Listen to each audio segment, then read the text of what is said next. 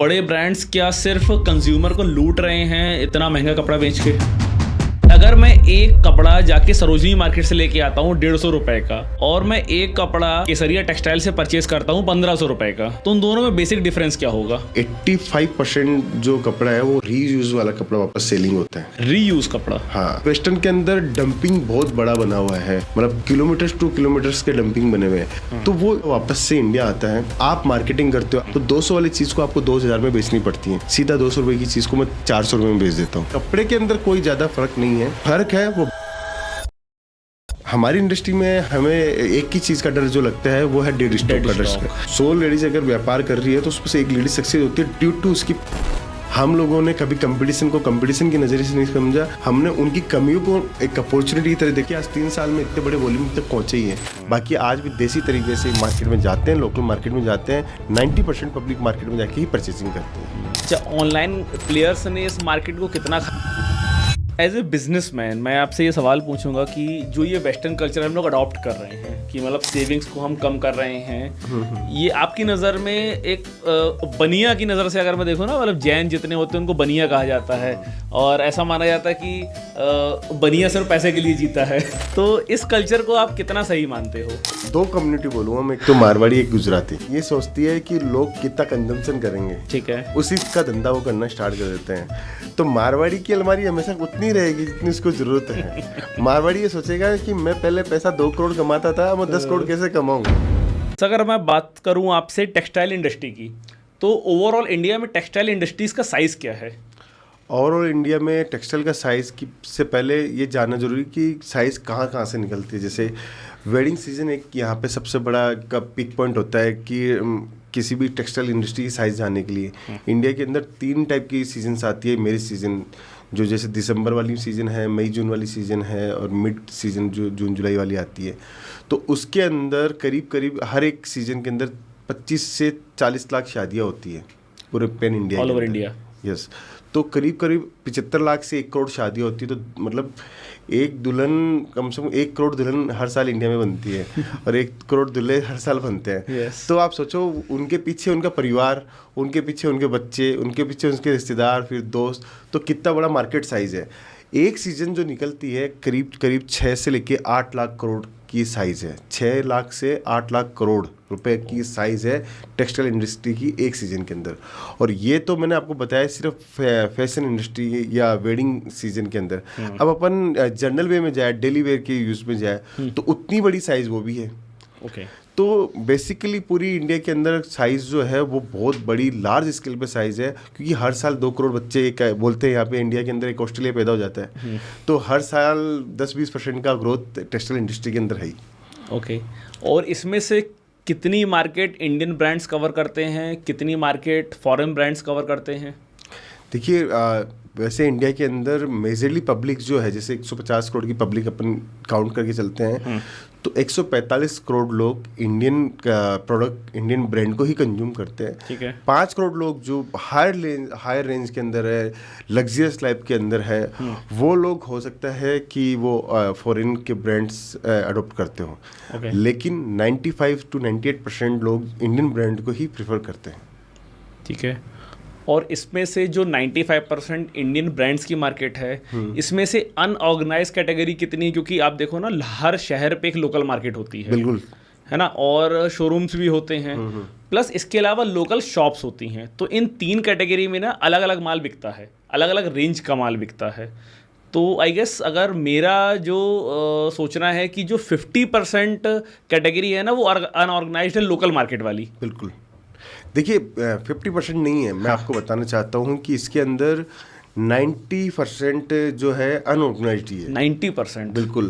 देखिए, यहाँ पे एक जो 500 रुपये दिन की दिहाड़ी करता है वो भी कपड़ा पहनता है, वो भी एक अच्छी मार्केट से जाके कपड़ा लेके आता है। जैसे दिल्ली की बात करें तो सरोजनी मार्केट यहाँ पे बहुत फेमस मार्केट है। तो 90% अनऑर्गेनाइज्ड है। और टेक्सटाइल कभी ऑर्गेनाइज बनाने के लिए, आपको कॉर्पोरेट कल्चर को अपनाने के लिए, इसके लिए आपको ऑथेंटिक पब्लिक चाहिए।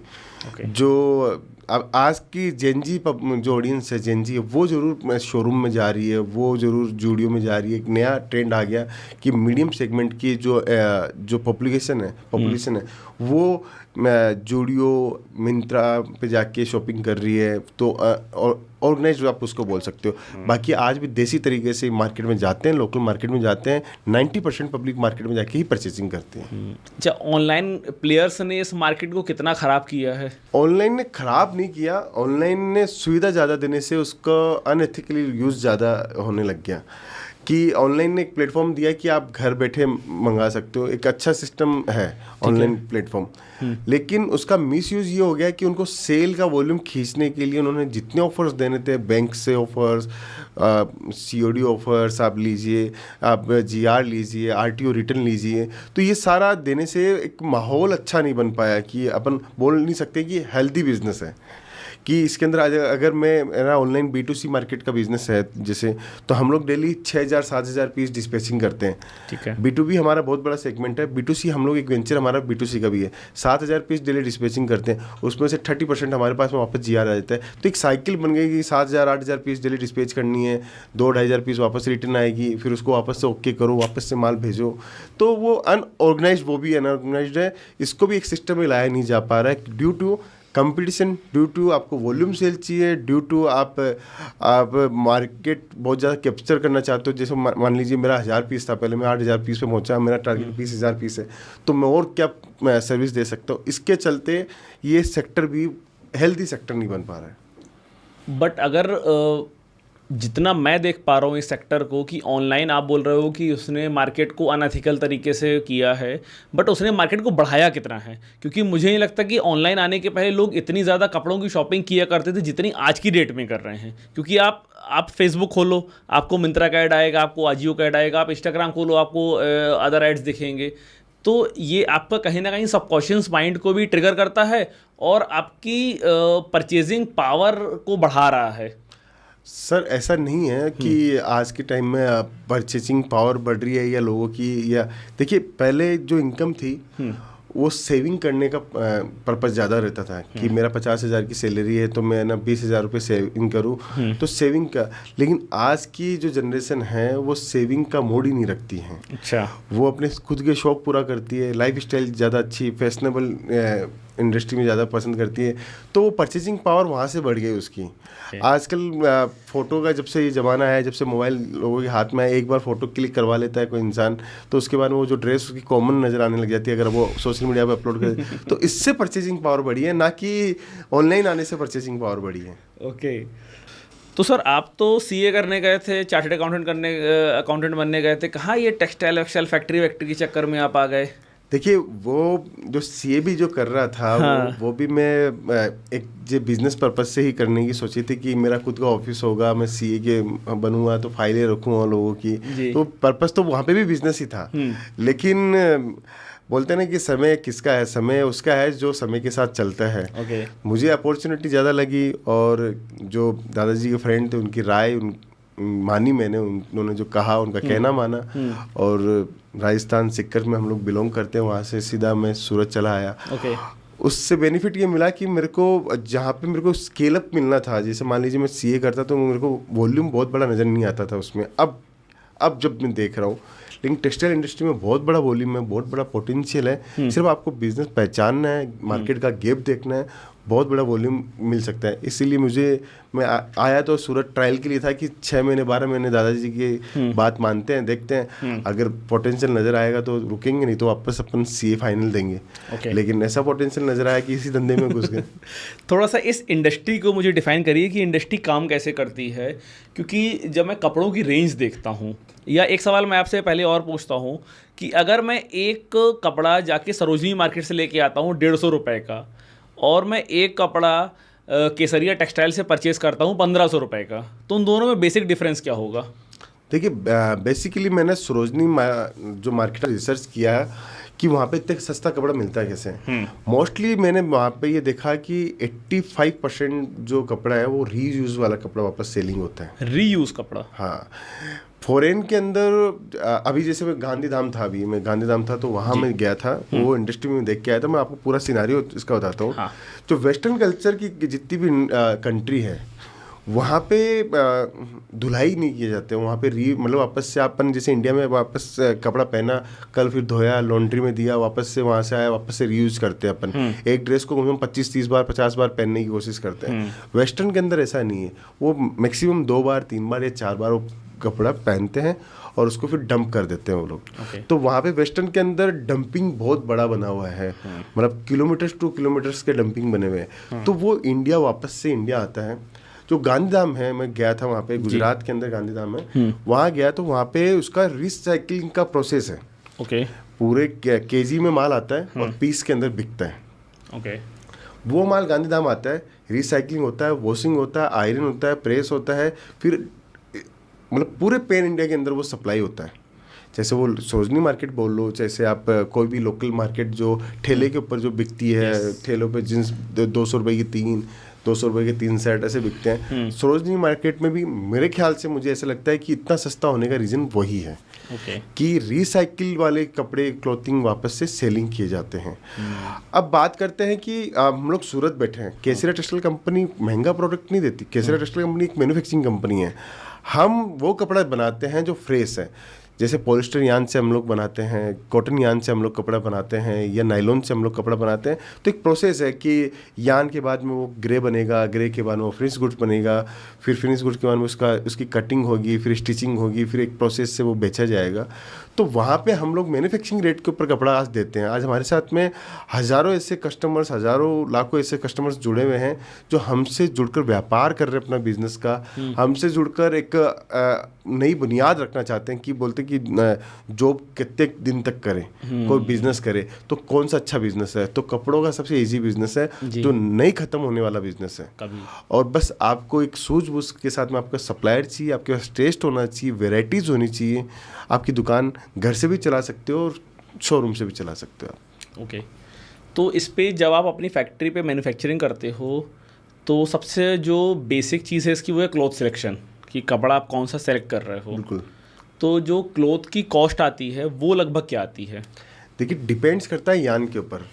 यान तो सिमिलर आता है, पतले मोटा डेनियर का फर्क आता है। उसको ट्विस्ट जो हम लोग करते हैं, जैसे मान लीजिए यान के रेशे जो बने हुए हैं, 100 रेशे बने हुए हैं, 500 रेशे का बने हुआ है, 150 रेशे बना, उसको हम लोग ट्विस्ट करते हैं कि आपको कितना मोटा यान बनाना है, उसको धागा कितना मोटा बनाना है। उस धागे को हम लोग फिर मशीन के ऊपर, रेपियर जेकार्ड की मशीन है, पावरलूम है, वाटर जेट है, एयर जेट के, उसके ऊपर हम लोग उसको व्यू करते हैं। ठीक है। तो वो उससे वो फैब्रिक की कॉस्टिंग निकलती है कि आपने यान जो लिया था वो 500 रेशियो वाला लिया था, उसको डेनियर हम लोग बोलते हैं। फिर उसके बाद में मशीन के ऊपर अपन ने जब किया, उससे अपन क्या चीज़ बनाना चाहते हैं, 1 इंची के अंदर कितने धागे आने चाहिए, 1 इंची के अंदर वाप में कितने आने चाहिए, वेफ्ट में कितने आने चाहिए, एक टेक्निकल सब्जेक्ट है। तो ये चीज़ें अगर आपको मालूम हो तो उसके अकॉर्डिंग हम लोग कॉस्ट निकालते हैं फैब्रिक की। फिर उसके बाद में उसके ऊपर या तो डाइंग कलर होना है या फिर प्रिंटिंग होना है, तो उसकी कॉस्ट जुड़ जाती है। फिर स्टिचिंग की कॉस्ट जुड़ जाती है। फिर डिज़ाइनर्स जो बनाता है तो डिज़ाइनर्स की कॉस्ट जुड़ जाती है। तो ये सब जुड़ के एक प्रोडक्ट तैयार होता है। उसके अकॉर्डिंग हम लोग हमारे मैन्युफैक्चरिंग का मार्जिन जोड़ के हम लोग आगे प्रोवाइड करवाते हैं। तो और कितना परसेंट आप वुमेन्स वियर मैन्युफैक्चर करते हो, कितना परसेंट आप मेंस वियर मैन्युफैक्चर करते हो? हम लोग वुमेन्स वियर, किड्स वेयर और मेंस वेयर तीनों सब्जेक्ट में हैं। और वुमेन्स वेयर का हमारा जो पार्ट है वो 70% का है, 70%। 20% का पार्ट हमारा किड्स वेयर का और 10% का पार्ट हमारा मेंस वेयर का है। अभी हम लोग मेंस वेयर के इंडस्ट्री में आए हुए 6 to 8 मंथ हुए। हमारा फोकस है कि 30% हम लोग मेंस वेयर के अंदर आए, हमारे सब्जेक्ट के अंदर। 50-50 क्यों नहीं? 50 में 20% सर किड्स वेयर भी तो जोड़ लिया मैंने। अच्छा, ओके। क्योंकि मतलब वुमेन्स वियर की मार्केट ज़्यादा बड़ी है और वो ज़्यादा यूजुअली चेंज करती है। बिल्कुल। देखिए, 2 मार्केट सबसे ज़्यादा ग्रो हो रहे हैं। एक तो kids where market. Yes. Kids where ऐसा है कि अगर किसी बच्चे ने एक बार वो ड्रेस पहन ली तो उसके बाद में वो अगर थोड़ी सी उसकी हाइट बढ़ी तो वो क्लोथिंग उसके काम की नहीं है। तो ये ट्रेंड कभी इंडिया में ख़त्म होने वाला नहीं है, क्योंकि इतने बच्चे हर साल होते हैं। तो ये ग्रो करने वाली इंडस्ट्री है। दूसरा, वुमेन्स वेयर में पहले क्या था कि लेडीज एक सबसे मेन प्रोडक्ट था साड़ी। अभी उसकी वार्डरोब में देखेंगे तो साड़ी भी है, कुर्ती भी है, सूट्स भी है, वेस्टर्न वेयर भी है, नाइट वेयर भी है। तो मल्टीपल्स वेराइटी एक लेडीज ने कंज्यूम करना स्टार्ट किया है। तो कपड़ों का business day by day growth ही हो रहा है। हाँ, मतलब पहले सिर्फ साड़ी पहनती थी, तो मतलब पार्टी वेयर साड़ी, घर की साड़ी और एक नॉर्मल साड़ी, 3 टाइप की मेनली साड़ीज हुआ करती थी। अब साड़ी कम पहनना है, लेकिन नंबर ऑफ साड़ीज भी उतनी रहेंगी, नंबर ऑफ सूट्स भी हर कैटेगरी में उतने रहेंगे, नंबर ऑफ वेस्टर्न ड्रेसेस भी हर कैटेगरी में उतनी रहेंगी। तो ये डिफरेंस क्यों हुआ? ये जो आपने मेरे से पूछा था कि परचेसिंग पावर, हाँ। ये परचेसिंग पावर का एक और नया लॉजिक ये भी निकल के आता है कि एक लेडीज 6 टाइप की ड्रेसेस पहनने लगी, तो वो साड़ी में भी उतनी परचेसिंग कर रही है, सूट में भी उतनी परचेसिंग, तो उससे भी वो परचेसिंग पावर बढ़ गई।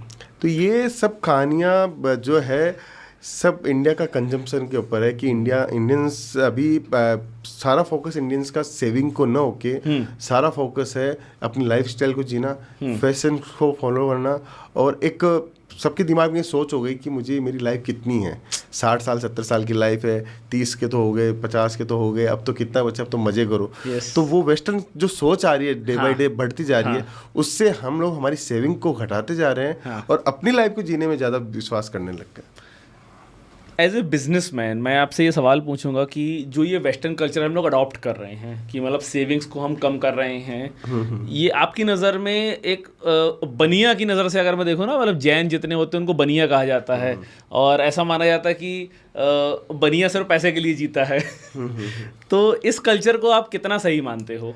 देखिए, इंडिया के अंदर एक कम्युनिटी जो है, 2 कम्युनिटी बोलूँगा मैं, एक तो मारवाड़ी, एक गुजराती। हाँ, ये हमेशा ये सोचती है कि लोग कितना कंजम्पशन करेंगे, ठीक है, उसी का धंधा वो करना स्टार्ट कर देते हैं। तो मारवाड़ी की अलमारी हमेशा उतनी रहेगी जितनी उसको ज़रूरत है। मारवाड़ी ये सोचेगा कि मैं पहले पैसा 2 करोड़ कमाता था, अब मैं 10 करोड़ कैसे कमाऊँ।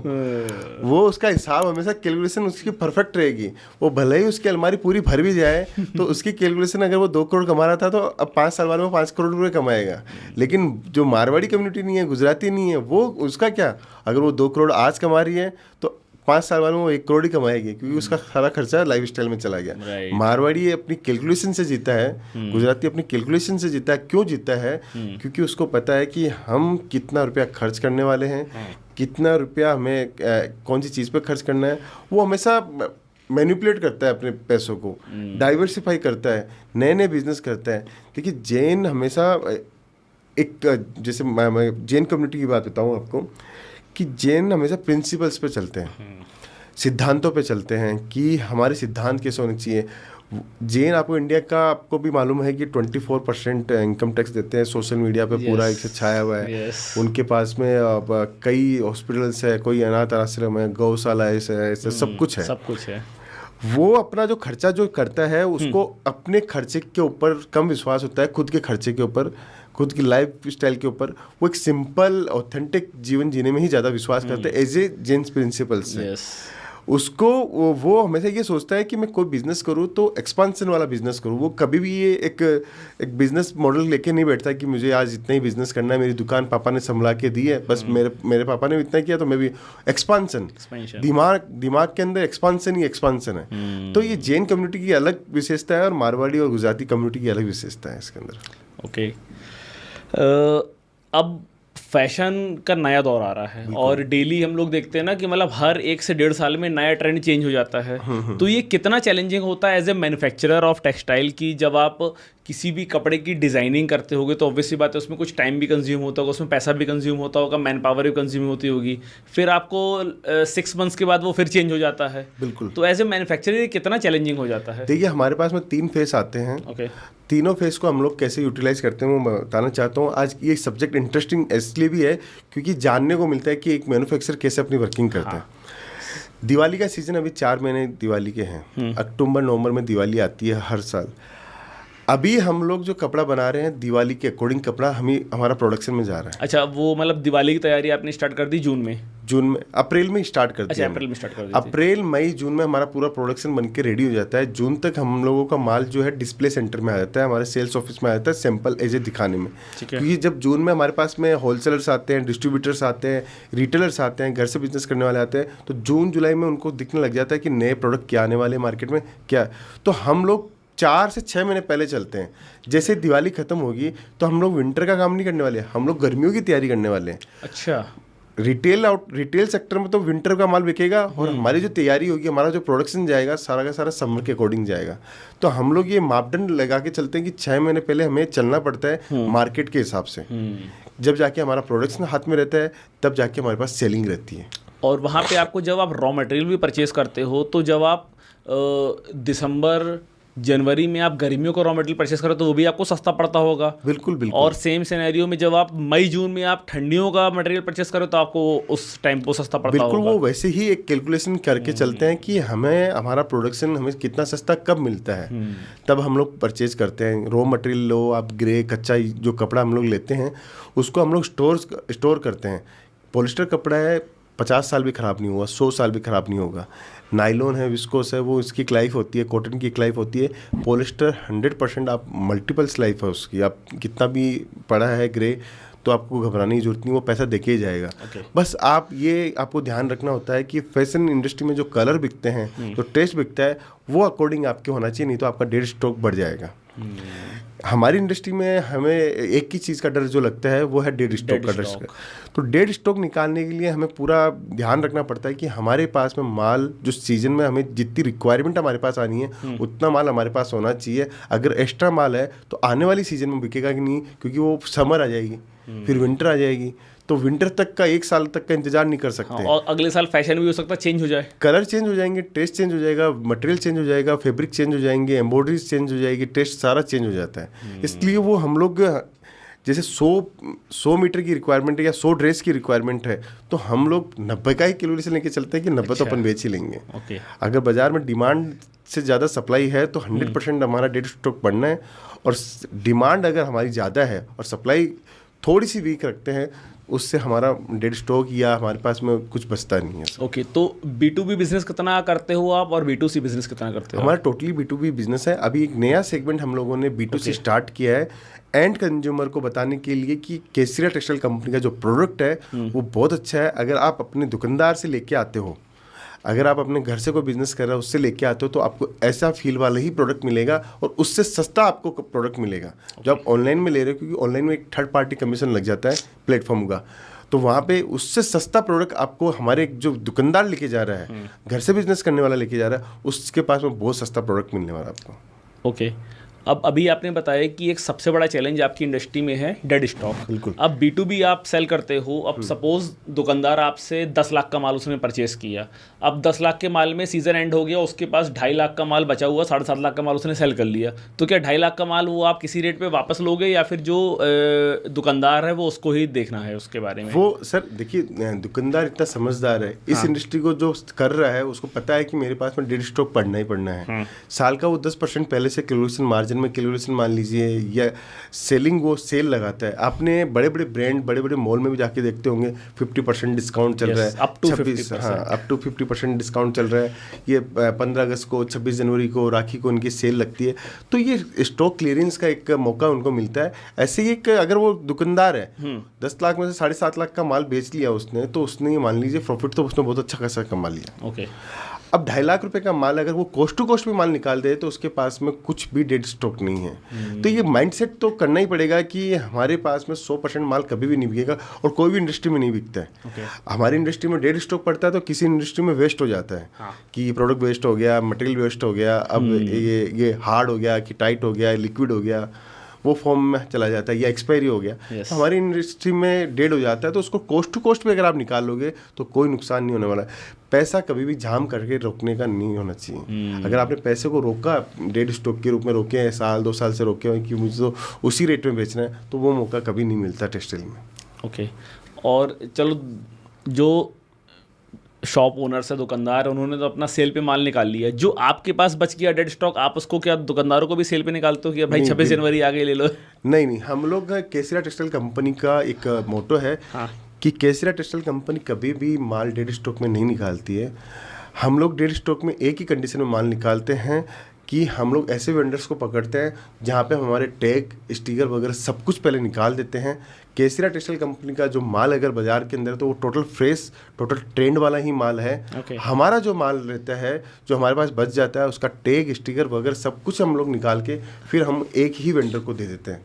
हम हमारा माल आप ये नहीं पकड़ पाओगे कि एक दुकान के पास में 100 रुपये की कॉस्टिंग में मिल गया और वही डिजाइन हमारे को 1.5 स्टॉक में निकालनी पड़ी तो बाजू वाले को 50 रुपये में हमने दे दिया। अच्छा, वो केसरिया टेक्सटाइल कंपनी का माल नहीं है, हम लोग उसको उसमें से टैग स्टिकर वगैरह सब निकाल के एक वेंडर्स को दे देते हैं। मतलब वो फिर आप माल सेल कर देते हो विदाउट एनी ब्रांड? बिल्कुल बिल्कुल।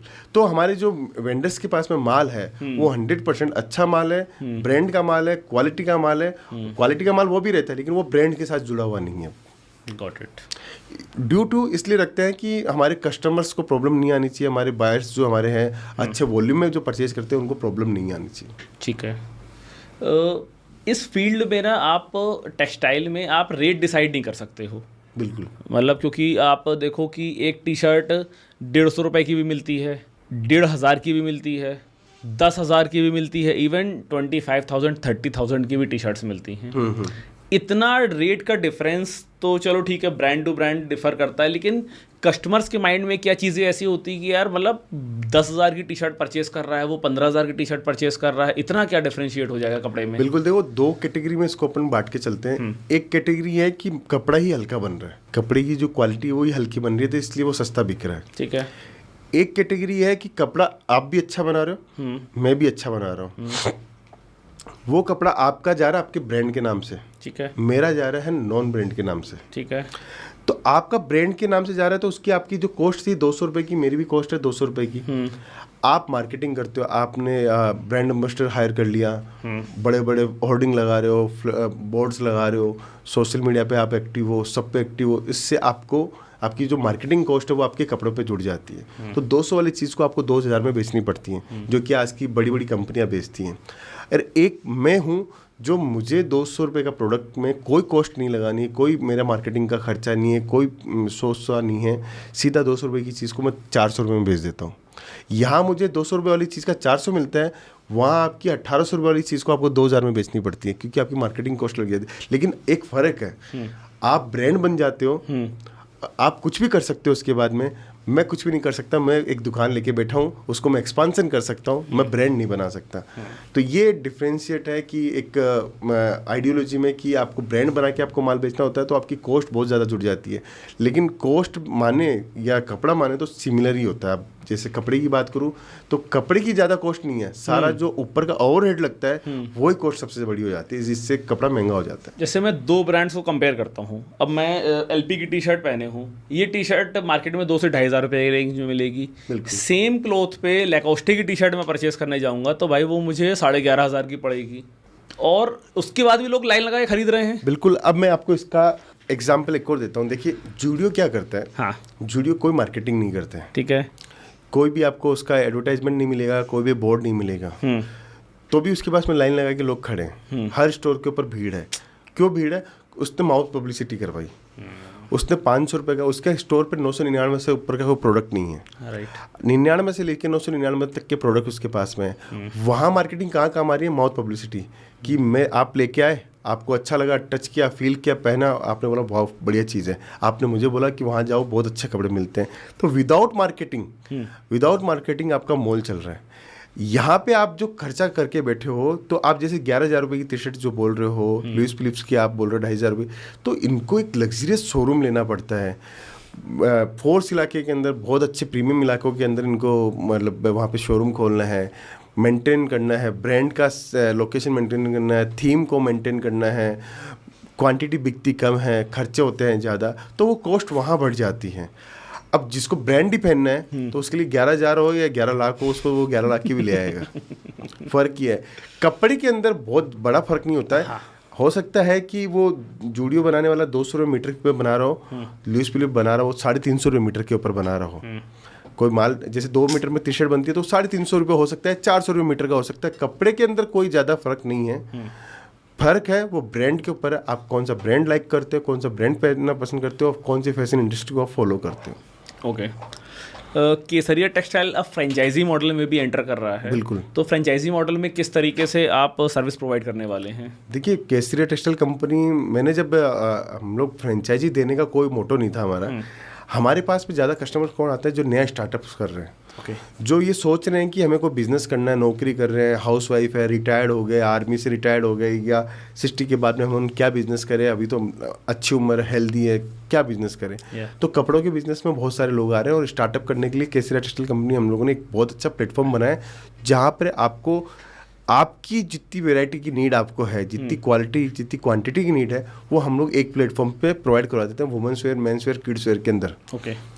अब कस्टमर्स जो हमारे पास में आता था, मैं उनसे बातचीत करता था, उनका फर्नीचर का कॉस्ट बहुत ज़्यादा लगा के आते थे। 25 लाख रुपए का इन्वेस्टमेंट टोटल करना था, उसमें 15 लाख रुपए लोग वो फर्नीचर में लगा के आते थे। अच्छा। तो मुझे लगा कि ये चीज़ गलत हो रही है। ये आज के टाइम में मॉडर्न तरीके से फर्नीचर बनता है, जो फर्नीचर ये 15 लाख में बना रहे हो, वो 3 लाख 5 लाख में इजीली बन जाता है, पूरा सेटअप बन सकता है, और इजीली वो अपना जो माल है जो फर्नीचर में लगाया उससे बजाय स्टॉक में लगाते, तो उनके पास वेरायटी और ज़्यादा बनती। एक तो ये पॉइंट था। दूसरा पॉइंट, हमारे पास में फ्रेंचाइजी चालू करने का रीज़न था कि मैं गाजियाबाद में बैठा हूँ, सर्विस कर रहा हूँ, मेरी वाइफ को बिज़नेस करवाना है, वो गुजरात में बैठी है, तो मुझे बिज़नेस कराने में मेरी जॉब भी नहीं छोड़ सकता, और मुझे उसको बिज़नेस भी कराना, तो वो दोनों काम पॉसिबल कैसे हुए। तो उसका सॉल्यूशन देने के लिए हम लोगों ने उनका फर्नीचर से लेके सोशल मीडिया, उनकी ओपनिंग, उनका स्टाफ ट्रेनिंग से लेके हर चीज़ हम लोगों ने उसमें स्टार्ट करवा के दिया। अब वो उसकी वाइफ अगर बिज़नेस करती है और अच्छी स्केल पे बिज़नेस करने लग जाती है, तो मैं अब उस पे आ चुका हूँ कि मैं अपनी जॉब को क्विट कर सकता हूँ। राइट। तो जॉब जो कर रहा है उसको धंधे की ओर मुंह ले जाने के लिए, व्यापार की ओर मुंह करने के लिए हम लोगों ने ये चीज़ सोची। जो रिटायर्ड है उसको पता नहीं, उसका बेटा बिजी अपने काम के अंदर, अब उसको दुकान करवा के कौन दे, तो हमें सिर्फ लोकेशन देनी है। तो ये छोटे छोटे जो पॉइंट्स थे, जो मेजर पॉइंट बन गए अभी, और उनको हम लोगों ने उसको फ्रेंचाइजी मॉडल के रूप में दिया, जिसके अंदर हम लोगों ने 3 मॉडल निकाले, मिनी, मेगा, एक्सक्लूसिव। और तीनों मॉडल ज़बरदस्त चल रहे हैं, और पैन इंडिया इसकी डिमांड चाह रही है अभी हमारे पास। और इनकी तीनों की अलग अलग फ्रेंचाइज कॉस्ट कितनी है? मिनी मॉडल जो है 12.5 लाख रुपए का है, 12.5 लाख। मेगा मॉडल है वो 25 लाख रुपए का है, और एक्सक्लूसिव जो मॉडल हम लोगों ने रखा है 50 लाख रुपए का है। फिर हम लोगों ने एक जैकपॉट मॉडल भी रखा है, जिसके अंदर इंडिया का फर्स्ट साड़ी का पूरा कॉन्सेप्ट हो रहा है। इंडिया के अंदर आपने सब फ्रेंचाइजीज देखी होगी, जैसे जूडियो वेस्टर्न लेके आता है, रिलायंस भी वेस्टर्न लेके आता है, सुपर शॉप भी वेस्टर्न लेके आता है। फर्स्ट हम लोगों ने 99 to 999 का साड़ी का पूरा जैकपॉट मॉडल रखा है, जहाँ पे आपको 99 से लेकर 999 रुपये तक की ही साड़ी मिलेगी।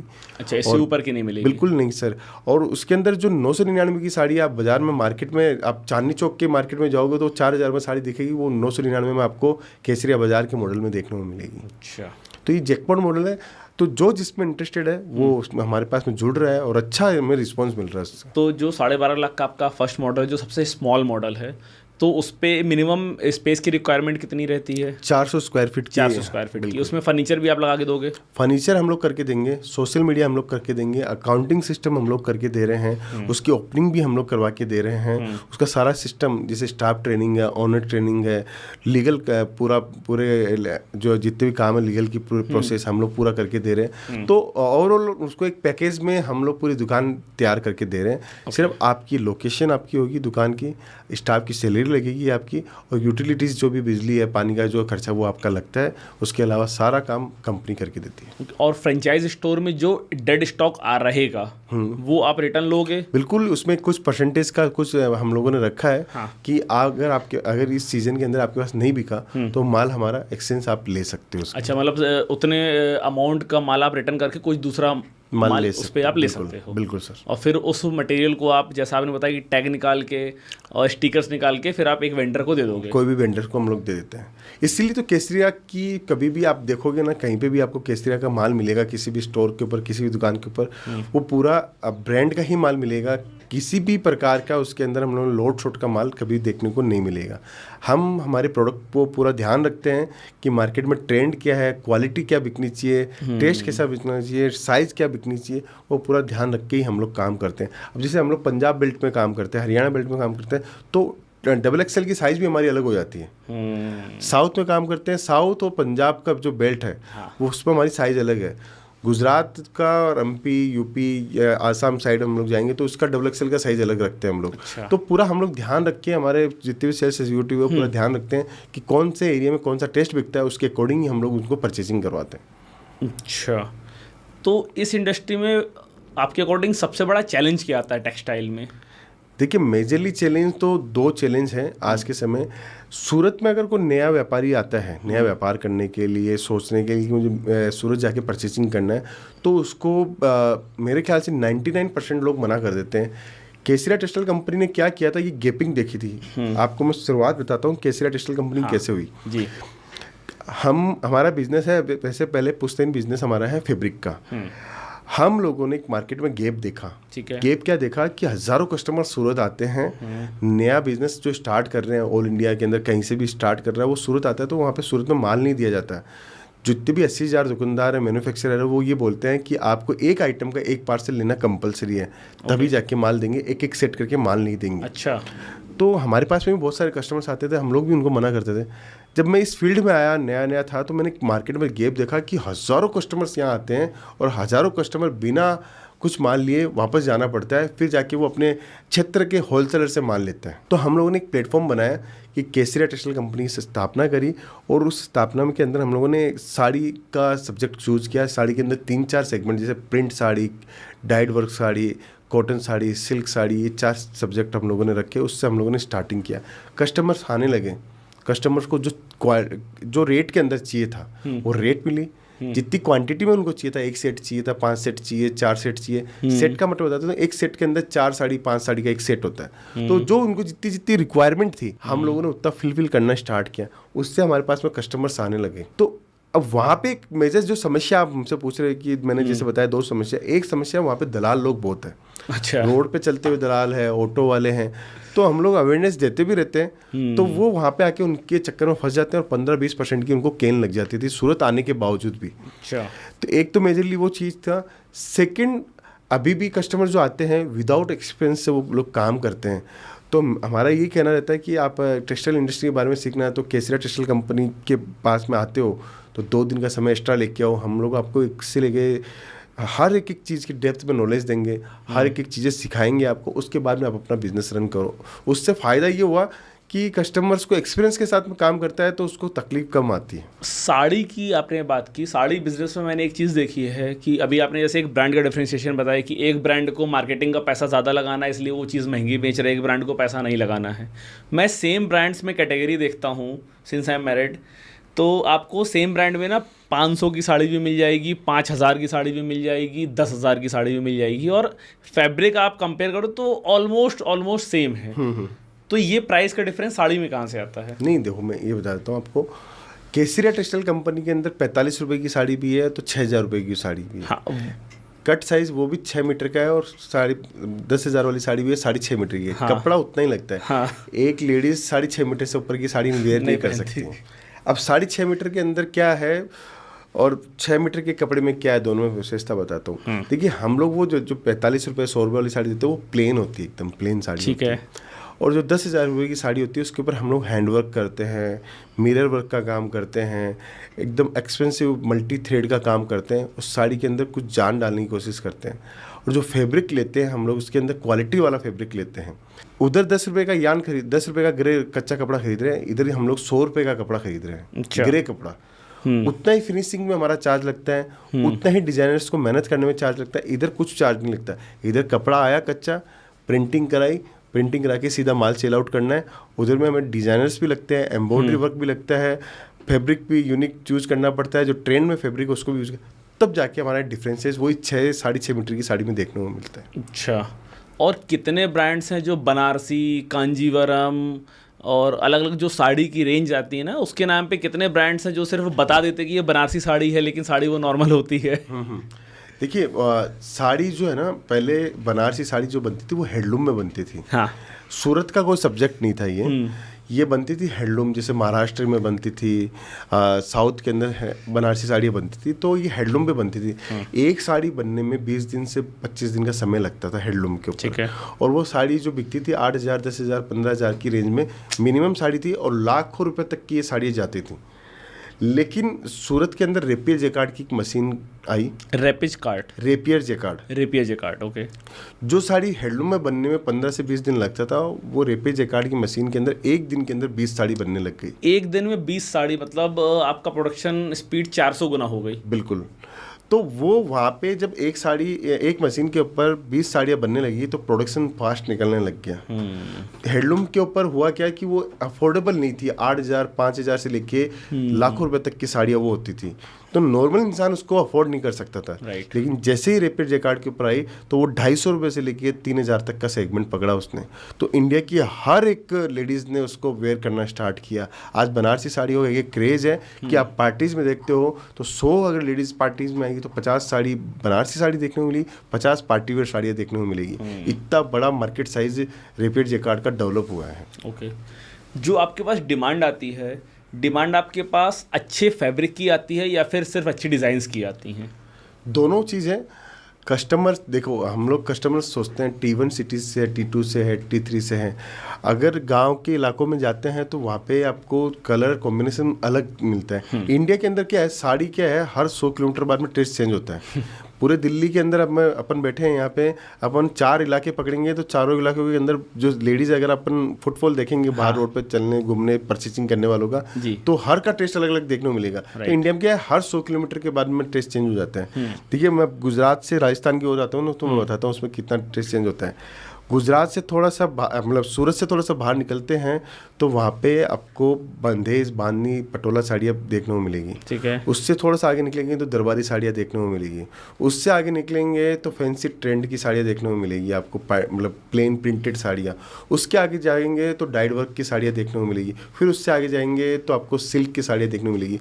मतलब 300-400 किलोमीटर के एरिया के अंदर ही साड़ियों का ट्रेंड बदलता जाता है। तो साड़ियों के अंदर स्कोप बहुत है, बस समझने वाला चाहिए उस स्कोप से आप कितना भी बड़ा वॉल्यूम कर सकते हैं। हाँ, क्योंकि आपको ये चीज़ देखना पड़ेगा ना कि इतने एरिया के लिए अगर मैं कोई पर्टिकुलर डिज़ाइन बना रहा हूँ तो मुझे कितने नंबर ऑफ पीसेस बनाने हैं। बिल्कुल, इसीलिए सूरत में 80,000 मैन्युफैक्चरर है। हर एक मैन्युफैक्चरर एक ही एरिया के कैटेगरी के, मतलब 100 किलोमीटर 200 किलोमीटर के रेडियस का ही माल बना पाता है। इसलिए 80,000 दुकानदार वहाँ पे है आज साड़ियों के। वो 200 किलोमीटर के एरिया का ही माल बना पाएगा या 500 किलोमीटर का एरिया का माल बना पाएगा या एक स्टेट का माल बना पाएगा। अगर उसका टर्नओवर 500 करोड़ का है तो वो यूपी का ही माल बना पा रहा है। अच्छा, वो राजस्थान का माल नहीं बना पा रहा है। राजस्थान का अगर 200 करोड़ का टर्नओवर कोई कर रहा है तो वो यूपी का टेस्ट नहीं बना सकता है, क्योंकि उसकी मास्टर उसी के अंदर है। उसका मील का फोकस, उसका डिजाइनिंग, उसका टेस्ट, उसके डिजाइनर्स का कॉम्बिनेशन सेट करना, वो सिर्फ राजस्थान का ही काम कर पाता है। इसीलिए 80,000 दुकानदार वहाँ पे है कि 100 दुकानदार सिर्फ राजस्थान का काम कर रहे हैं, वो भी पर्टिकुलर मंडी का। 100 दुकानदार है गुजरात मंडी के अंदर, वो भी राजकोट का काम कर रहा है, कोई बड़ौदा का काम कर रहा है, कोई सौराष्ट्र का काम कर रहा है। 100 दुकानदार है तो यूपी कानपुर का काम कर रहे हैं, बाकी एरिया का प्रयागराज का इस साइड का टेस्ट अलग है, गोरखपुर का टेस्ट अलग है। तो टेस्ट अलग है, उसके हिसाब से मंडियाँ जो अलग अलग टेस्ट पहनती है उसके हिसाब से हम लोगों ने वहाँ पे, हमारे पास में वेंडर्स है वैसे है। लेकिन केसरिया टेक्सटाइल कंपनी की विशेषता है कि आपको पैन इंडिया का माल आपको वहाँ पे मिल जाएगा, क्योंकि हमारे पास 3 लाख से ज़्यादा SKUs है। 3 लाख से ज़्यादा SKUs? बिल्कुल। हर एक स्टेट के हिसाब से हम लोगों ने एक मॉडल तैयार किया हुआ है कि आप कोई भी स्टेट से आते हो तो आपको हर टेस्ट आपको हमारे यहाँ पे देखने को मिलेगा। अभी हम लोगों ने 1 लाख स्क्वायर फुट का नया हमारा 15 जुलाई के आसपास और ओपनिंग होना है हमारा। वहाँ पर हम लोग 1 लाख स्क्वायर फुट के ऊपर हम लोग सिर्फ और सिर्फ सेल ऑफिस खोल रहे हैं। अच्छा। करीब 450 ऑफिस होंगे जहाँ पे सिर्फ आपको टेस्ट ही देखने को मिलेगा, सेल ऑफिस देखने को मिलेगा। किसी इंसान को अगर परचेज करना है तो 450 दुकान एक ही मॉल के ऊपर मिलेगी आपको, एक ही सेंटर, केसरिया टेक्सटाइल कंपनी। वाह, तो ये तो मतलब जो दुकानदार हैं, लोकल दुकानदार हैं, जिनको अपनी दुकान पे सामान सेल करना है, कपड़े सेल करना, उनके लिए बहुत इजी गोइंग हो जाएगा। बिल्कुल, 450 दुकानें जहाँ पे आपको women's wear, men's wear, kids where, आपको कॉस्मेटिक्स आइटम, आपको लॉन्जरी, आपको नाइट वियर, आपको वेस्टर्न वियर, आपको बॉटम वियर, जीन्स, ट्राउजर्स, सब कुछ आपको मिलेगा। हर एक सेगमेंट की 30-40 दुकानें आपको मिलेगी, हर स्टेट की दुकानें मिलेगी, हर टेस्ट का मिलेगा, इंडिया का हर कल्चर वहाँ पे आपको देखने को मिलेगा। तो बहुत मज़ेदार होने वाला है सूरत के लिए और पूरे पैन इंडिया के लिए। जो वहाँ आके जो परचेजिंग करना चाहते हैं उनको ऐसा माहौल मिलेगा कि 400 दुकानें, 450 दुकानें एक जगह आके आपको कपड़ा दे रही है और सारा टेस्ट एक छत के नीचे मिल रहा है। और ये कब तक स्टार्ट हो जाएगा? हमारा 15 जुलाई के आसपास ओपनिंग करने का है। अच्छा। हम लोग 15 डेज डिले हो गए, लेकिन अभी 15 जुलाई के आसपास हम लोग ओपनिंग कर देंगे। आज की डेट में आप देखो तो डेली एक नया मेंस वियर या वुमेंस वियर ब्रांड मार्केट में आ जाता है, और मैक्सिमम जो ब्रांड्स हैं वो थर्ड पार्टी मैन्युफैक्चरिंग करा रहे होते हैं। आप जैसे किसी से हो सकता है आप नहीं करते हो, या आप भी किसी कंपनी के लिए थर्ड पार्टी मैन्युफैक्चरिंग करते हो? बिल्कुल, हम लोग करते हैं है ना? तो लोग क्या कर रहे हैं कि थर्ड पार्टी मैन्युफैक्चरिंग करा रहे हैं, इंस्टाग्राम पे पेज बनाया, 2-4 इन्फ्लुएंसर्स को लिया, उनसे अपनी ब्रांडिंग कराई, मार्केटिंग कराई और अपना मार्केट में एक नया ब्रांड लॉन्च कर दिया। लेकिन जब 2 साल बाद उनकी कहानी पता चलती है ना, तो वो कंटिन्यू पैसा बर्न कर रहे होते हैं। बिल्कुल मेनली, जबकि ये बिजनेस ऐसा है कि शायद इस बिजनेस में नुकसान लगने के चांसेस बहुत कम है डेड स्टॉक के अलावा। बिल्कुल। तो ऐसे जो नए नए ब्रांड्स मार्केट में आ रहे हैं, वो क्या आपके लिए कंपटीशन है या फिर वो आपकी मार्केट को और बढ़ा रहे हैं? देखिए, कंपटीशन टेक्सटाइल इंडस्ट्री में कभी हो ही नहीं सकता। क्यों नहीं हो सकता है? क्योंकि सबकी अपनी एक सोच होती है। मुझे ग्रीन कलर पसंद है, आपको व्हाइट कलर पसंद है, किसी को येलो कलर पसंद है, तो उस थीम के अकॉर्डिंग वो काम करता है। ठीक है ना? अभी मेरे को जैसे हम लोगों ने एक प्रोडक्ट रेंज बनाई कि 0 से 16 साल तक के बच्चे को बनाना है। तो अब जितने भी क्रिकेटर अभी उन्होंने स्टार्ट किया है, जितने भी उन लोगों ने, आप बॉलीवुड के देखो, आप उन लोगों ने कोई भी बिजनेस स्टार्ट किया तो उन लोगों ने क्या सोचा है कि हमें एक ऑडियंस को टारगेट करना है।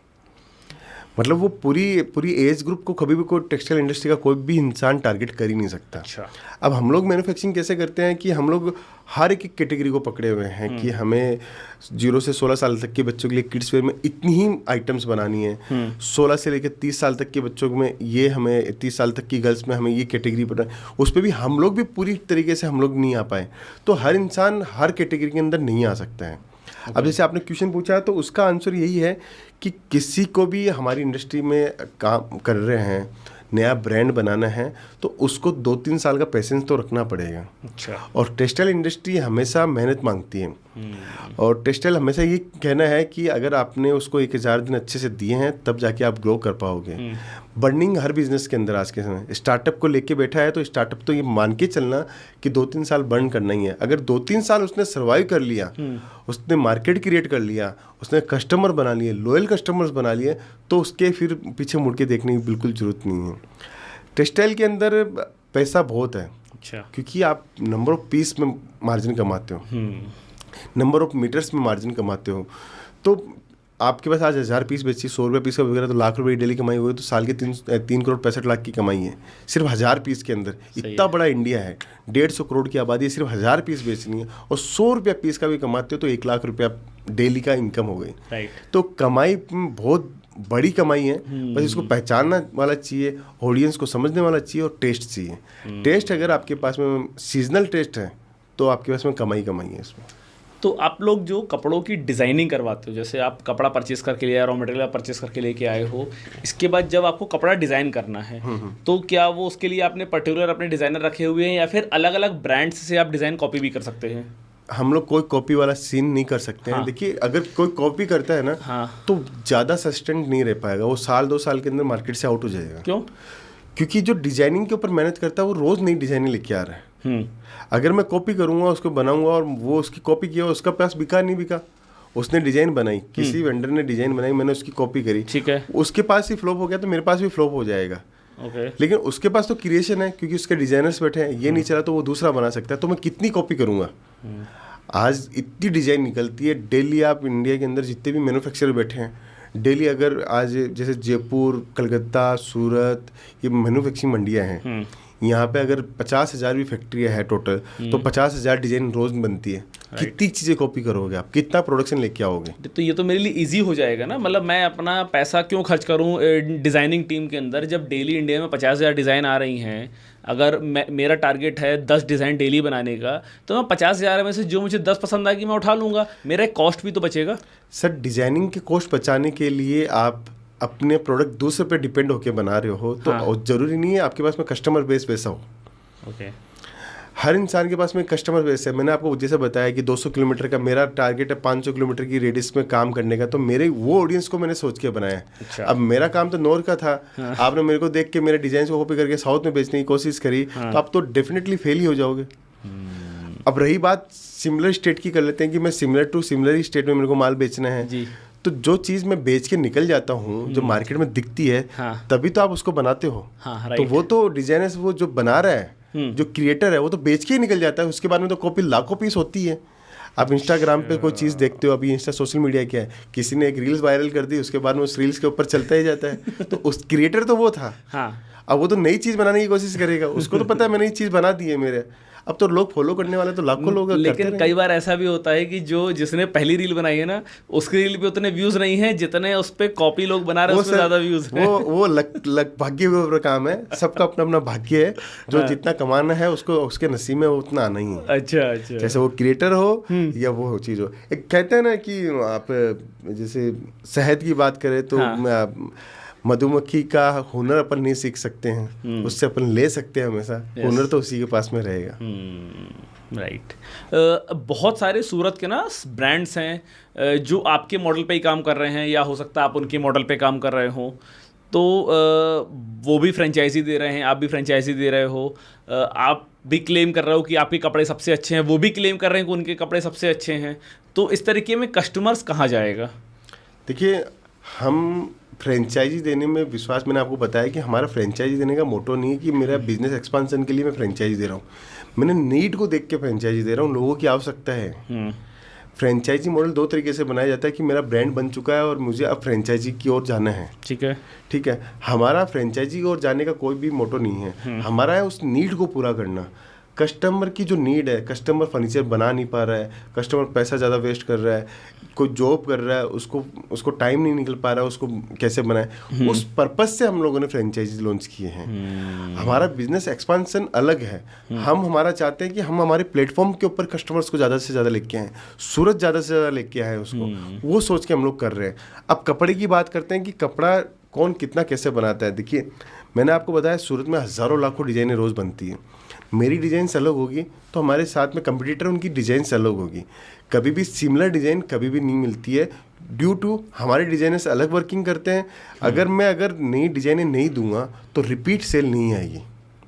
रिपीट सेल जब ही आएगी जब आपके पास में रोज़ डेली आप नया ला रहे हो, रोज़ नया ला रहे हो, रोज़ नई वैरायटी दिखा रहे हो, तब जाके रिपीट सेल आती है।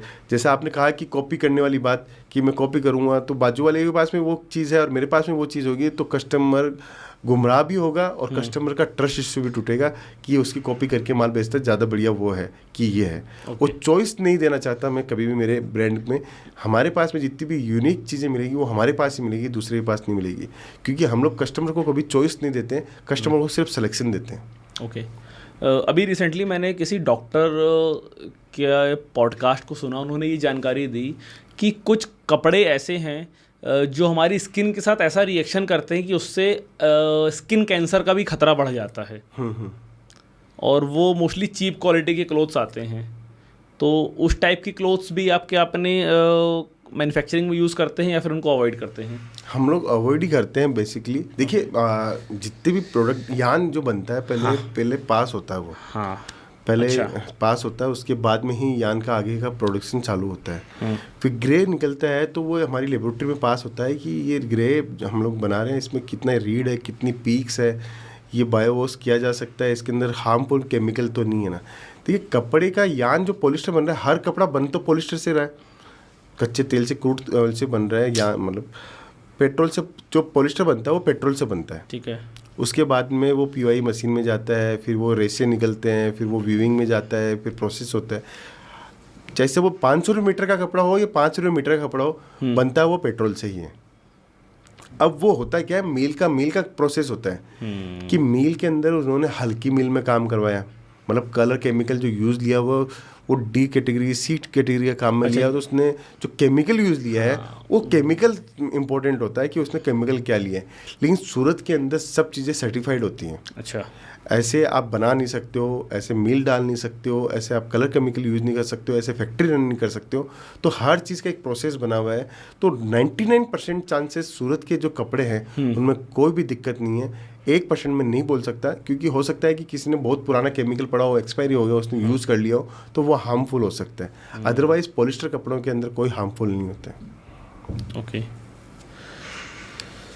इंडिया में जो टेक्सटाइल इंडस्ट्री है, पहले वो सिर्फ खादी के नाम से जानी जाती थी, मतलब खादी के कपड़े लोग मतलब गांधी जी के ज़माने से पहनते चले आ रहे हैं। अब धीरे धीरे जैसे जैसे नया फैशन आ रहा है, जेंजी आ रही है, तो वो खादी का दौर समाप्त होता जा रहा है, वो डाउन होता जा रहा है। देखिए इंडिया में दो नहीं 3 टाइप के लोग रहते हैं। ओके। एक मिडिल इंडिया, अपर इंडिया और लोअर इंडिया। ठीक है। तो लोअर इंडिया हमेशा आज भी कॉटन सबसे ज़्यादा पहनती है। अच्छा। मिडिल मिडिल इंडिया पॉलिस्टर को सबसे ज़्यादा प्रेफर करने लगी स्टार्टिंग में, और अपर इंडिया है जो वुलन कपड़े, क्योंकि ठंडी का ज़्यादा रहता है तो वुलन कपड़ों पे ज़्यादा ट्रस्ट करती है वो। ओके। अब हुआ क्या, इंडिया की पॉपुलेशन एक साथ जंप की। कॉटन इतना ज़्यादा इंडिया के अंदर प्रोड्यूस नहीं होता। कॉटन बनता है गुजरात में सबसे ज़्यादा जी। उसका जो ट्रेडिंग जो होता है, जो बनता है कॉटन बनने के बाद में, स्टिचिंग यूनिट है, उसकी वीविंग यूनिट है, वो है सब तिरुपुर साउथ के अंदर। वहाँ से पूरे इंडिया में माल सप्लाई होता है। तो कॉटन का इतना ज़्यादा प्रोडक्शन नहीं है, डिमांड बहुत ज़्यादा थी उस टाइम में, तो कॉटन का इतना ज़्यादा प्रोडक्शन नहीं हो पा रहा था। ठीक है। तो अब ये मान लीजिए धीरूभाई अंबानी जी की ही सोच है कि उन्होंने पेट्रोल से जो यान बनाना स्टार्ट किया, पॉलिस्टर कपड़ा बनाना स्टार्ट किया, तो ये अफोर्डेबल भी होने लगा, सस्ती रेटों में आने लगा, लोगों ने एक्सेप्ट करना स्टार्ट किया। तो ये फैलता फैलता पॉलिस्टर इतना फैल गया कि आज के टाइम के अंदर 80% कपड़ा जो है वो पॉलिस्टर पहना जाता है, 20% कपड़ा विस्कोस या कॉटन पहना जाता है। 80% मार्केट पॉलिस्टर की हो गई। बिल्कुल 80% कपड़ा पॉलिस्टर है। अब प्योर जो आप बोलते हो प्योर कपड़ा है, विस्कोस है, कॉटन है, वो 20% का ही रेशियो है इंडिया के अंदर। और एक कपड़ा आता है, इसको लिनिन बोलते हैं, और वो काफ़ी कॉस्टली आता है। वो भी सर विस्कोस ही होता है सर। अच्छा, विस्कोस होता है। वो विस्कोस के अंदर जैसे आप बोल दो डोला सिल्क बोल दो, रेशम सिल्क बोल दो, चंदेरी बोल दो, वो सब विस्कोस के अंदर की कैटेगरी आती है। तो उसका रीज़न क्या, वो बहुत ज़्यादा कॉस्टली रहता है? क्योंकि जब आप नॉर्मल कपड़ा देखो कॉटन का, तो वो आपको 300-400 रुपये मीटर से स्टार्ट हो जाता है। लिनिन जो स्टार्ट होता है वो 2000-2500 रुपये मीटर से स्टार्ट होता है, फिर 7-8 हज़ार रुपये पर मीटर तक भी उसकी कॉस्ट जाती है। वो वुडन से देखो, कॉटन तो है जो से रुई से बनेगा। जो विस्कोस है वो वुडन से बनते हैं, नेचुरल फाइबर्स से बनते हैं वो सारी चीज़ें। ओके। और एक है प्योर जो रेशम के कीड़े से बनती हैं। तो रेशम के कीड़ों की जो आपकी एक प्रोसेस होती है, रेशम का कीड़ा एक बोन होता है, वो अपने आप को घुमाता रहता है, रेशा निकालता रहता है अपने मुंह से, और घूमते घूमते घूमते उसके अंदर वो फंस जाता है, और वो रेशम का धागा का एक बोबिन्स बना देता है। तो वो रेशम का हो गया प्योर के अंदर। वो विस्कोस जो है वो आप नेचुरल जो फाइबर्स है उनसे बनता है, कॉटन है वो रुई से बनता है, और पॉलिस्टर वो पेट्रोल से बनता है। ये 4 अपने हैं। अभी जैसे चाइना के अंदर, और मैं साउथ अमेरिका की बात करूँ तो वहाँ पे हॉर्स से भी बन रहे हैं। हॉर्स के जो धागे हैं उनको इम्प्लांट करके उनको ट्रांसफ़र करके बन रहे हैं। मिल्क से बन रहे हैं, मिल्क से बना रहे हैं। तो ये एक प्रोसेस, नई प्रोसेस आ रही है। इंडिया में कब तक आती है वो देखते हैं, लेकिन इंडिया में मेजरली विस्कोस के बाद में कॉटन, पॉलिस्टर और नाइलॉन, ये 4 सबसे ज़्यादा चलते हैं, और चारों बहुत सक्सेस भी हैं यहाँ पे। ओके। लेकिन बात करूँ कंजम्पशन की तो 80% कंजम्पशन पॉलिस्टर का ही है ज़्यादा। 80%। और इंडिया में क्या अभी भी कपड़ा बाहर से इंपोर्ट किया जाता है, कि जो टोटल इंडिया में कंज्यूम हो रहा है वो 100% इंडिया में ही बन रहा है? इंडिया में पॉलिस्टर की बात करूँ तो पॉलिस्टर जो कपड़ा है वो टोटली यहाँ पे ही है। ठीक है। मेंस वेयर के सेगमेंट की बात करूँ, की बात करूँ तो बांग्लादेश से, वियतनाम से, बैंकॉक से, यहाँ 3 जो बाहर की कंट्री है वहाँ से ज़्यादा आता है। और वेस्टर्न वियर की बात करूँ तो चाइना से सबसे ज़्यादा माल अभी यहाँ पे इंडिया में आता है। चाइना से वेस्टर्न वियर का जो ट्रेंड है चाइना से सबसे ज़्यादा आता है क्लोथिंग के अंदर। इंडिया का कंजप्शन बन रहा है, मंडियाँ तैयार हो रही है। जैसे साड़ी के लिए सूरत बहुत अच्छा था, बच्चों के लिए तिरुपुर बहुत बढ़िया था, वुलन के लिए लुधियाना बहुत बढ़िया था। तो ऐसे मंडियाँ अब तैयार हो रही है। अब सूरत इतना आगे बढ़ चुका है, इतना डेवलपमेंट है वहाँ पे। जो एटमॉस्फेयर उनको तिरुपुर वाले का था, वो एटमॉस्फेयर हम लोगों ने सूरत में डेवलप किया। तो ऐसे चाइना के अंदर जो एटमॉस्फेयर है, जो ये ट्रेंड है वहाँ का, तो हम लोगों ने सूरत में भी एक नया एरिया डेवलप किया है। वहाँ पे वेस्टर्न वियर बन रहा है। आप वहाँ पे देखिए, आपको वुलन्स के मिलेंगे, जैकेट्स मिलेंगे, मेंस वेयर का इंडस्ट्री डेवलप हो रही है। तो डे बाय डे पूरा सेंट्रलाइज जो पूरा सेक्टर बनने वाला है कपड़ों का, वो सूरत ही रहने वाला है। ओके। तो आपने जो ये फ्रेंचाइज मॉडल लॉन्च किया, आप B2B सेल करते हो, आपने कभी ऐसा मॉडल क्यों नहीं लॉन्च किया कि जैसे शोरूम्स हैं, मॉल के अंदर शोरूम है, वहाँ पे आप अपने कपड़े सेल कर रहे हो, आप अपना B2C ब्रांड क्रिएट करोगे तो आई गेस लोगों तक ज़्यादा पहुँचेगा भी, और ब्रांड की जो विजिबिलिटी है वो भी बढ़ेगी। सर जो फ्रेंचाइजी मॉडल हमारा है वो B2B नहीं है, वो B2C ही है। जैसे मैंने कपड़ा मेरे से किसी ने फ्रेंचाइजी ली है, हाँ, तो हम लोग B2B कर रहे हैं आपस में। ओके। और जो फ्रेंचाइजी ले रहा है वो B2C ही कर रहे हैं। तो उसका जो नाम निकाला हम लोगों ने, केसरिया बाजार के नाम से निकाला। केसरिया बाजार। और सपोज करिए मैं अगर एक नॉर्मल कपड़े की दुकान किए हूँ, तो आपसे मैं कपड़ा परचेस करके दूसरे ब्रांड्स के कपड़े भी अपने स्टोर पे रख सकता हूँ? नहीं सर, ऐसा हम लोगों ने नहीं दिया अभी तक किसी भी स्टोर्स को कि वो दूसरे का भी माल बेच सके। नहीं, अगर मैंने आपकी फ्रेंचाइजी नहीं ली है, बिल्कुल हाँ सर, उसमें उस केस में आप कर सकते उस केस में कर सकता हूँ। अगर मैंने आपकी फ्रेंचाइजी ली हुई है, आपके मैं ब्रांड का नाम यूज़ कर रहा हूँ, तब फिर मैं किसी दूसरे ब्रांड का कपड़ा नहीं रख सकता। बट अगर मैं अपने नाम से ही अपनी शॉप चला रहा हूँ, कोई मैंने आपका पर्टिकुलर नाम यूज़ नहीं किया है, तो फिर मैं आपके साथ अदर ब्रांड्स को भी आप ले सकते हो। मैं ले किसी को सकता हूँ। हाँ। देखिए, कब मैंने आपको बताया जैसे मेरी डिजाइन्स में बना रहा हूँ जी। कोई दूसरा अपनी डिजाइन्स बना रहा है, आपको जो चॉइस हो, जो पसंद हो, आपका मार्केट में जो टेस्ट बिकता हो, आपको उसको रखना चाहिए और उसका ही बेचना चाहिए। केसरिया टेक्सटाइल कंपनी प्रोडक्ट बनाने में हमेशा नया प्रोडक्ट बनाने में, इनोवेशन करने में कोई कमजोरी नहीं रखती है। फिर भी चॉइस आपकी है कि आपको हमारा टेस्ट पसंद आया है कि नहीं आया। आपके लिए मार्केट पूरा खुला है, आपको जो पसंद आया उसको आपको बेचना चाहिए। ठीक है। अगर एक वर्ड में मैं आपसे पूछूं कि जो बड़े ब्रांड्स हैं जिनके बहुत बड़े नाम बन चुके हैं, मैं नाम किसी ब्रांड का नहीं लूँगा, तो बड़े ब्रांड्स क्या सिर्फ कंज्यूमर को लूट रहे हैं इतना महंगा कपड़ा बेच के? नहीं सर, ऐसा नहीं है। आप जा रहे हो, ब्रांड आपको विजुअलिटी दे रहा है। ब्रांड विजिबिलिटी दे रहा है, ब्रांड आपको फोर्स भी तो कर रहा है ना। मतलब ब्रांड आपको एड्स दिखा रहा है, वो आपके सबकॉन्शियस माइंड में अपना ब्रांड नेम छोड़ रहा है, प्लस एक ऐसी चीज़ क्रिएट हो रही है कि यार मतलब अगर मैंने इस ब्रांड का कपड़ा नहीं पहना तो मैं तो यार गरीब हूँ। सर देखिए, ये होता है कि जो दूसरों के ऊपर देख के चलते हैं, दूसरों को देख के चलते हैं, वो लोग सोचते हैं। अब जैसे मेरे सामने कोई बैठा है और मैं उसका देखूं, यार इसका शूज बहुत बढ़िया है, इसका शर्ट बहुत बढ़िया है, इसका यार इसने ये ब्रांड पहना है, फिर मैं भी पहनूं। तो ये तो सबकी अपनी अपनी सोच है। इंडिया के अंदर जैसे इंडिया के अंदर जितने बड़े लोग हैं, मैं 500 करोड़ के मालिक से मिला, 1000 करोड़ के मालिक से मिला, 5000 करोड़ से मालिक से मिला, उनको कोई फ़र्क नहीं पड़ता है ब्रांड है कि नहीं ब्रांड है, कि जूते मेरे है ना पॉलिश किए हुए हैं कि नहीं है, मेरी गाड़ी में कौन सी गाड़ी में मुझे बैठना है। उनको ये भी पता नहीं मेरे पास गाड़ी कितनी है। उनके सामने जो गाड़ी है उसमें जाके वो बैठ जाते हैं। ठीक है, उनको कोई मतलब नहीं है। ये सारा सिस्टम कहाँ तक आता है? जब आप ग्रो कर रहे हो।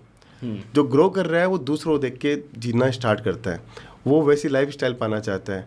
जो जैसे जैसे आप की एज बढ़ेगी, आपका बैंक बैलेंस बढ़ेगा, आपके पास में सब कुछ होने लगेगा, वैसे वैसे आपका खुद का मोह छूटने लगेगा। जो है वो सब कुछ अच्छा है। तो वो डिपेंड्स करता है कि आप किस कैटेगरी के अंदर भी चल रहे हो। अगर आप धीरे धीरे आप 1000 करोड़ के मालिक बन जाते हो, 2000 करोड़ के मालिक बन जाते हो, तो आपके सामने 2 पैंट शर्ट भी होंगे ना, तो आप उसमें पूरी ज़िंदगी निकाल सकते हो। 1000 करोड़ वाला कभी नहीं सोचेगा कि मुझे इस ब्रांड की चीज़ पहननी है। तो वो फैशन और बॉलीवुड अलग चीज़ हो गया। वो वहाँ पे वो पैसे वाला भी है और उसको मेंटेन भी करना पड़ता है। लेकिन एक बिजनेसमैन को ये सब मेंटेन नहीं करने की जरूरत होती है। उसके सामने उसकी अलमारी में तो 2 शर्ट भी होंगे, तो वो आज ये पहनेगा, कल वो पहन के निकल जाएगा, उसको कोई नहीं कहना। उसको ये बोलेंगे पैसे वाला आदमी देख कितना सिंपल रहता है। तो आप की सोच बदलती है आपके बैलेंस के साथ में, आपके काम के साथ में। जैसे मैं मेरी बात करूँ तो पहले मैं बड़ी बड़ी सेमिनार्स में जाता था, तो मुझे लगता था मुझे यार कोट पैंट पहनना चाहिए, ऐसे पहना कोट शर्ट वगैरह पहनना चाहिए, बड़े बड़े लोग मिलते हैं। अब मैं डेली उन लोगों से ही मिल रहा हूँ, डेली बड़े बड़े लोगों से मिल रहा हूँ। तो मुझे लगता है कि कुछ बड़े लोग ऐसे हैं जो सच में बड़े लोग हैं, बाकी तो सब दिखावा करते हैं। तो जो बड़े लोग हैं उनके सामने जाते हैं तो एकदम सिंपल, अच्छा एकदम सिंपल तरीके से खाना खाना, सिंपल तरीके से बातचीत करना, सामने वाले की पूरी बात सुनना, उसके बाद में रिप्लाई देना। तो ये सारे गुण अगर आप पैसे वाले नहीं भी और अगर ये गुण हैं तो आप बहुत अच्छे पैसे वाले हो फिर आप। ये तो वो पुरानी कहावत हो गई ना कि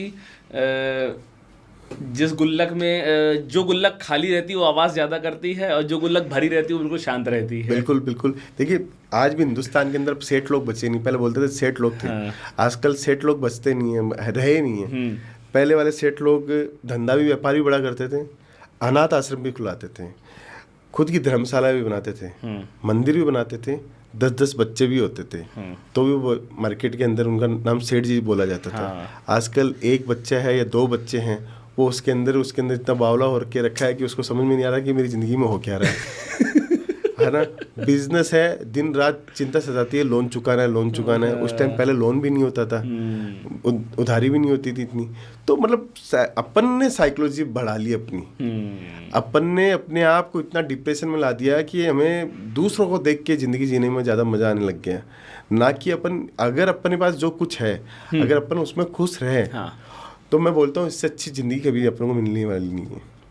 जो ज़िंदगी इस दौर की अपने को मिल रही है, क्योंकि आने वाली ज़िंदगी तो बहुत ज़्यादा ख़राब है। राइट। क्योंकि अपन जो चीज़ें अडॉप्ट कर रहे हैं, वेस्टर्न कल्चर को अडॉप्ट कर रहे हैं, पार्टीज़ को जा रहे हैं, वो तो ज़िंदगी, आने वाली ज़िंदगी तो बहुत ज़्यादा, आपको मान के चलो आपके पास सिर्फ पैसा चाहिए, आपको और कुछ नहीं चाहिए। नहीं चाहिए। ना आपको भाई चाहिए, ना बहन चाहिए, ना माता पिता चाहिए, आपको कुछ नहीं चाहिए, आपको सिर्फ और सिर्फ बैंक में बैलेंस चाहिए। तो ये जो ज़िंदगी है, ये गोल्डन अपॉर्चुनिटी अपने लिए कि अपन इस 100-200 साल के जीवन के अंदर अपन है, जो भी अपनी ज़िंदगी बची हुई है, तो इसको एक क्वालिटी वाली लाइफ जिए तो ज़्यादा बढ़िया है, ना कि दिखावे वाली लाइफ से। ओके। अगर आज की डेट में किसी को टेक्सटाइल इंडस्ट्री में बिजनेस स्टार्ट करना है, कोई नया लड़का है जिसको इस फील्ड के बारे में बिल्कुल भी नॉलेज नहीं है, तो क्या उसके पास अपॉर्चुनिटी है कि वो बिजनेस स्टार्ट कर सकता है? क्या जो मार्केट के बड़े प्लेयर्स हैं बैठे हैं वो उसको स्टार्ट करने देंगे कि उसको खा जाएंगे बीच में? नहीं सर, ऐसा कुछ भी नहीं है। देखिए आज के टाइम में 100 साल पुरानी कंपनी भी आज जिंदा, और 3 साल पहले आई हुई कंपनी जो है वो उससे बड़ी कंपनी बन गई है। Okay. सिर्फ आपका आइडियोलॉजी क्या है, आपका आइडिया कितना बड़ा है, उसके ऊपर सब कुछ डिपेंड है। हम लोग जब आए थे 2021 में, केसरिया टेक्सटाइल कंपनी बनी हुई है, तो क्या कपड़ा पहले नहीं बनता था? पहले हमसे बड़े प्लेयर नहीं थे, हमसे बड़े बड़े प्लेयर थे। हम लोगों ने कभी कंपटीशन को कंपटीशन की नज़रिए से नहीं समझा, हमने उनकी कमियों को एक अपॉर्चुनिटी की तरह देखा कि इसकी कमी ये है, अगर हम लोग ये कमी को सुधार लेंगे ना तो हमारा काम बहुत अच्छा बनने लग जाएगा और अच्छा हो जाएगा। तो हम लोगों ने मार्केट का गैप देखा। मार्केट के अंदर कमियां थी, जो सप्लायर था उसकी क्या कमियां थी वो हम लोगों ने देखी, और हम लोगों ने चेस किया। आज 3 साल में इतने बड़े वॉल्यूम तक पहुंचे ही हैं। तो किसी के पास में कोई आइडिया है, वो सोचता है कि मैं छोटे शहर बैठा हूँ, मैं बड़ा बिजनेस नहीं कर सकता। आज ये भी पॉसिबल नहीं है कि छोटे शहर बैठे हो तो कि आप इतना ही वॉल्यूम कर पाओगे। आप चाहे जितना करोड़ों का बिजनेस कर सकते हो। जो कंपनी एक IT कंपनी है, उनका ओनर है वो गांव में रहता है, 16,000 करोड़ की कंपनी है, जो CRM सॉफ्टवेयर है, जो ERP सॉफ्टवेयर भी है, तो उनका जो ओनर है वो गांव बैठ के काम करता है, 16,000 करोड़ का मालिक है। उसको सोच सकता है दुनिया की सबसे बेस्ट कंपनियां CRM के अंदर। तो सोच अपनी बनाओ, सोच के साथ में अपनी आइडिया जो है, एग्जीक्यूशन जो है, उसको अच्छे तरीके से करो, प्रोफेशनली करो, कल्चर आप डेवलप करो अपने जिस भी काम में कर रहे हो। हमारे यहाँ पे इतनी लेडीजें आती हैं, उनमें से मैं देखता हूँ 100 में से हमारे एक लेडीज सक्सेस होती है। अच्छा, 100 लेडीज अगर व्यापार कर रही है तो उसमें से एक लेडीज सक्सेस होती है, ड्यू टू उसकी पंक्चुअलिटी, ड्यू टू उसका प्रोफेशनलिज्म, ड्यू टू उसका टाइमिंग पूरा देना, ड्यू टू उसका काम करने का स्टाइल उसने जो अपना रखा है, और 5वां चीज़ है उसका सब कुछ मैनेजमेंट। ये सारे काम अगर वो करती है तो लेडीज सक्सेस है। हमारे यहाँ पे 50,000 रुपये से एक लेडीज़ ने बिजनेस स्टार्ट किया। आज उनका वॉल्यूम 2.25-3 करोड़ रुपए का वॉल्यूम है उनका साल का। तो 50,000 रुपये से उन्होंने 2.25 करोड़ के वॉल्यूम पे हमारे साथ साथ में खड़ा किया है। तो आप क्यों नहीं कर सकते? कोई भी इंसान कर सकता है, सिर्फ और सिर्फ आपका समय, डेडिकेशन कितना स्ट्रॉन्ग है, उससे आप सब कुछ कर सकते हैं। रितेश भाई, बहुत बहुत थैंक यू। आपने इतनी सारी चीज़ें अपनी इंडस्ट्री से रिलेटेड बताई, और जितने भ्रम थे ना मेरे कपड़ों से रिलेटेड, क्योंकि पर्सनली मैं बहुत शौकीन हूँ कपड़े पहनने का, और मैं इसी चीज़ पे पागल रहता हूँ कि यार एक ब्रांड सेम चीज़ मेरे को 1,000 की दे रहा है, वही दूसरा ब्रांड मेरे को 5,000 की दे रहा है, तीसरा ब्रांड मेरे को 8,000 की दे रहा है। तो इतना कन्फ्यूज़न रहता है। आज मुझे समझ में आया कि वो ब्रांड का डिफ्रेंसिएशन क्यों आता है। Thank you so much for being on panchayat with Rohit. और शायद ये पॉडकास्ट सुनने के बाद लोग इस इंडस्ट्री में और आगे ग्रो करने की कोशिश करेंगे। वन मोर थिंग, अगर किसी को आपकी फ्रेंचाइजी लेना हो तो वो आपको कैसे कांटेक्ट कर सकता है? देखिए, सोशल मीडिया के ऊपर अगर आप कभी पे जाओगे तो मिल जाएंगे। गूगल के ऊपर केसरिया टेक्सटाइल कंपनी आप सर्च कीजिए, कॉन्टैक्ट नंबर मैं आपको दे दूंगा, तो आप कॉन्टैक्ट नंबर शेयर कर सकते हो मेरा जी। तो फ्रेंचाइजी लेने से पहले मैं ये बोलना चाहता हूँ कि आप सूरत एक बार विजिट करें। ओके। देखिए, फ्रेंचाइजी तो आप मेरी या किसी की भी ले सकते हो, मुझे कोई उससे एतराज़ नहीं है। लेकिन आप कपड़ा सीखना चाहते हो, कपड़े के बारे में जानना चाहते हो, कपड़ा समझना चाहते हो और फिर फ्रेंचाइजी लेना चाहते हो, तो Kesariya textile company one of the best options है। क्योंकि हम लोग हमेशा ये जानते हैं कि अगर एजुकेशन से कोई चीज़ का होगा तो आपका एग्जीक्यूट करना आपके लिए बहुत अच्छा हो जाएगा। तो आप अगर कोई सूरत आता तो आप उसको अपनी पूरी फैक्ट्री से लेके हर चीज़ बिल्कुल सर, डेली हमारा एक पूरा चलता है, 9:30 बजे से लेके 12 बजे तक का एक सेशन चलता ही है। वहाँ पे 5-7 कस्टमर्स जो भी आते हैं, हम लोग उनसे बातचीत करते हैं, आपस में ग्रुप मीटिंग करते हैं, कोई कहाँ से आता है, कोई कहाँ से आता है, कोई अपना एक्सपीरियंस बताता है, कोई पैसे कैसे जुटा के लाया है, कोई फाइनेंस कैसे कर रहा है। तो एक बड़ा मज़ेदार माहौल रहता है, उसके अंदर आपको बहुत कुछ सीखने को मिलेगा। और सबसे बड़ी बात है, देखिए अगर 5 जगह के लोग मिलते हैं सूरत के अंदर, हमारे पास में आके 5 जगह लोग मिलते हैं और हम लोग मीटिंग कराते हैं, तो हमारा आप सोचिए कि हमारा ट्रस्ट कितना अच्छा स्ट्रॉन्ग होगा, तब जाके मीटिंग कराते हैं। नहीं तो कोई मीटिंग क्यों कराए, माल बेचना है, माल तो कोई भी बेच के निकल जाएगा। हम ये चाहते हैं कि वो सीखे पहले बिजनेस को, और जो सीखेगा वो आगे पनपेगा। Thank you so much. Thank you.